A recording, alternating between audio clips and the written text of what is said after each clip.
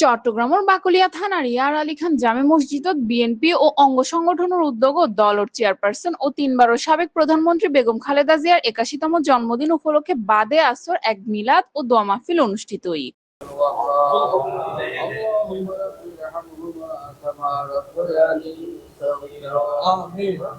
অনুষ্ঠানত প্রধান অতিথি হিসেবে উপস্থিত আছেন সাবেক বাকলিয়া থানা যুব দলের আহ্বায়ক ও সাবেক কাউন্সিলর প্রার্থী ইয়াকুব খান বাবু। তিনি বেগম খালেদা জিয়ারে বাংলাদেশের সাহসী ও আপোষহীন নেতৃত্বের প্রতীক হিসেবে উল্লেখ করিয়া হই তিনি দেশের ইতিহাসের সর্বোচ্চ সম্মানিত নেত্রী। বাকলিয়া থানা বিএনপি নেতা মোহাম্মদ জাহেদ হোসেন হই বেগম খালেদা জিয়া শুধু রাজনৈতিক নাম নয়, তিনি দেশের মানুষের অধিকার ও গণতন্ত্র লড়াইয়ের আলোকবর্তিকা।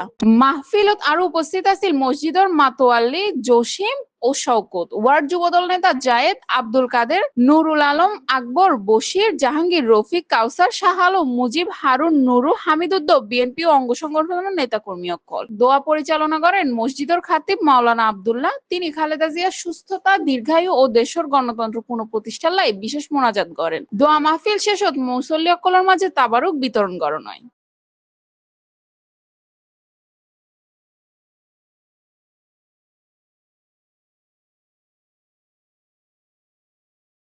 আজকে বাকলিয়া থানা বিএনপি ও অঙ্গ সংগঠনের উদ্যোগে গণতন্ত্রের মমতাময়ী মা, গণতন্ত্রের অদম্য কণ্ঠ, আপসহীন নেত্রী, নির্বাচিত তিনবারের সাবেক প্রধানমন্ত্রী বেগম খালেদা জিয়া জন্মবার্ষিকী উপলক্ষে এক দোয়া মাহফিলের আয়োজন করা হয়েছে ইয়ার আলী খান জামে মসজিদে, এবং ওনার সুস্থতা কামনা এবং ওনার দীর্ঘায়ু কামনা করে আমরা আজকে এই দোয়া মাহফিলে আমরা আজকে ওনার জন্য দোয়া করেছি।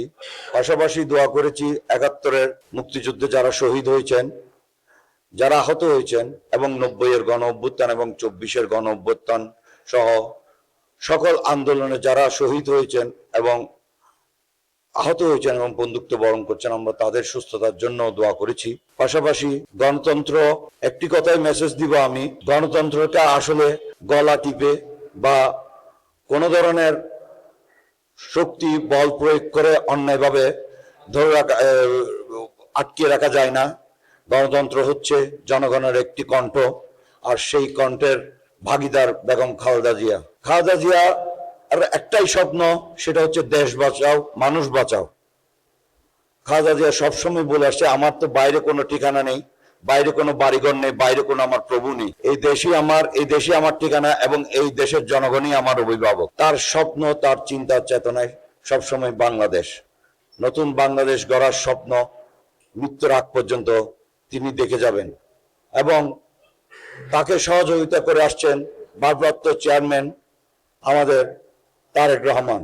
এই খালেদা জিয়া এবং তারেক রহমানের হাতকে যদি শক্তিশালী করতে হয়, এই বাংলাদেশের জনগণকে সহযোগিতা করতে হবে। আর সেই সহযোগিতা হচ্ছে আগামী ফেব্রুয়ারি মাসে যে নির্বাচনের ডাক দেওয়া হয়েছে, সেই নির্বাচনে উৎসব এবং উল্লাসের সাথে ধানের শীষের পক্ষে ভোট দিয়ে বিএনপির জয়যুক্ত করে বাংলাদেশ, নতুন বাংলাদেশ গড়ার আর যে প্রত্যয় খালেদা জিয়া নিয়েছেন, তারেক রহমান যেই ৩১ কর্মশালার স্বপ্ন দেখেছেন, সেই স্বপ্ন বাস্তবায়ন করার জন্য সহযোগিতা করতে হবে। বাংলাদেশ জাতীয়তাবাদী দল বিএনপির চেয়ারপারসন, সাবেক তিনবারের প্রধানমন্ত্রী, আপসহীন নেত্রী বেগম খালেদা জিয়ার জন্মদিন উপলক্ষে দোয়া মাহফিল অনুষ্ঠিত হয়েছেন।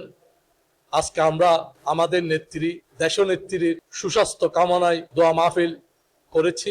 এই দোয়া মাহফিল থেকে ওনার জন্য দোয়া করা হয়েছে, আরো দোয়া করা হয়েছে তারুণ্যের অহংকার আগামীর প্রধানমন্ত্রী তারেক জিয়ার জন্য দোয়া করা হয়েছে।